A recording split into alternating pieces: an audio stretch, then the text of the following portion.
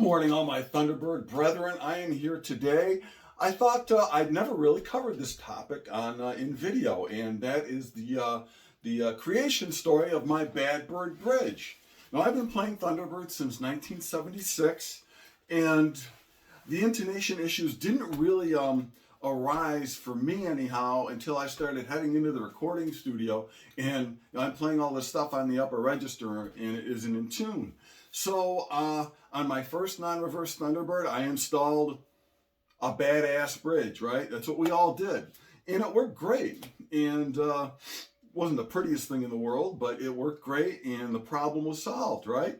Now, back then, you could pick up a non-reverse Thunderbird for $200 to $400. I mean, you know, you could barely, they sat at the House of Guitars, you couldn't give them away when I was working there back then. So I kind of adopted them, and I've been playing them almost exclusively ever since.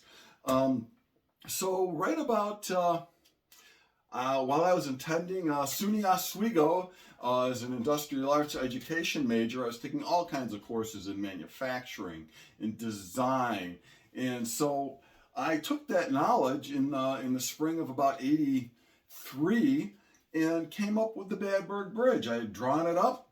A friend of mine's father, Scott Gilbert, his dad owned German Tool and Die, and he took it one Saturday morning, all hungover. We used to work at O'Loughlin's together, and he took it and made this up for me. And this is the original Badbird bridge. It's just a piece of machined brass, very simple, and it worked fantastic. It used the original studs of the bridge anchors for the Thunderbird bridge, and so immediately intonation without modification for your vintage Thunderbird bass.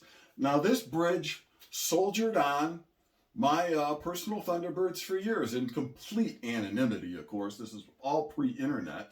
And then, right about 2000, I got online, and I'm hanging out in bass forums, and we're talking about basses, and all of a sudden, people are like, what is that, and where can I get one?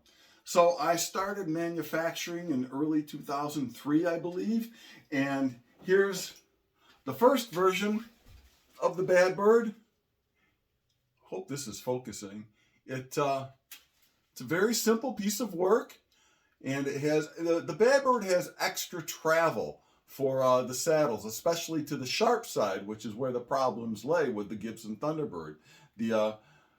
An original Gibson Thunderbird bridge is about half that width, and you got maybe at max 1/8 of an inch of travel either way to the sharp or flat side. So my bridge, the Badbird, has travel to the sharp side towards the butt of the neck to alleviate those problems. Now, of course, for years, you know, we'd slap badass bridges on it, or a lot of times the bridge itself would be moved, and especially a lot of times you'd see a Thunderbird bridge angled, and they'd move just the treble side to the sharp side a little bit. But the Badbird alleviates all of that, and right about 2006, Tom Peterson started using them. He's probably ordered close to 24 from me, and then he was in Bass Player magazine, and a nice 2-page picture spread with his Thunderbird in there with my bridge on it, and that was a big thrill for me. I was over the moon, really. It didn't get mentioned in the article, but Tom sent me a copy of the magazine, signed and autographed, and, you know, said some very complimentary things about it. And Tom and I have been friends ever since. You know, I see him every once in a while when he comes through town, and it's just been a great experience. This bridge has actually brought me into contact with so many players from all over the world. It's really been kind of a thrill, and not just, you know, just regular guys like me who play Thunderbirds, you know, weekend warriors, or, you know, we were pros at one point, but now we're, you know, getting up there in years. But it's really been a great thing to just to help share my love of Thunderbirds with everybody across the world, and I'm very thankful for that. And to each and every one of you who have contacted me about the Badbird, I really appreciate that, and those friendships I've cultivated along the way, I really do appreciate those as well. And so now I do have the newer version of the Badbird. It has some slightly rounder profiles. And that was actually Tom Peterson's suggestion to make it a little more ergonomically friendly. The original version was quite utilitarian, but I'm just thrilled with the response it got, and of course the biggest. Well, it's hard to compare thrills because Tom was a big thrill, but in early 2015, Geddy Lee's guitar tech, John McIntosh Scully, contacted me about the Badbird bridge. I sent them one. They wanted more.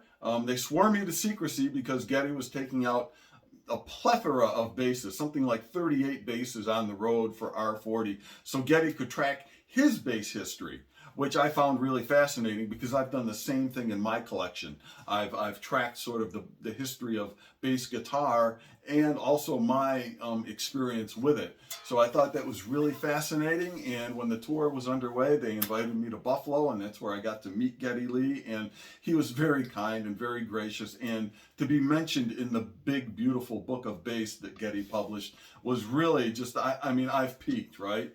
That was a thrill of a lifetime, and I'm forever grateful for that recognition. So that's the creation story of the Badbird Bridge, and shame on you, Oswego University, for kicking me out because I wanted to build bass guitars. But that's another story for another day. So keep on rocking, my friends, and there it is, the Badbird Bridge, my little invention. If I had a fix for a Fender, I'd be rich. Ha! Take it easy, guys.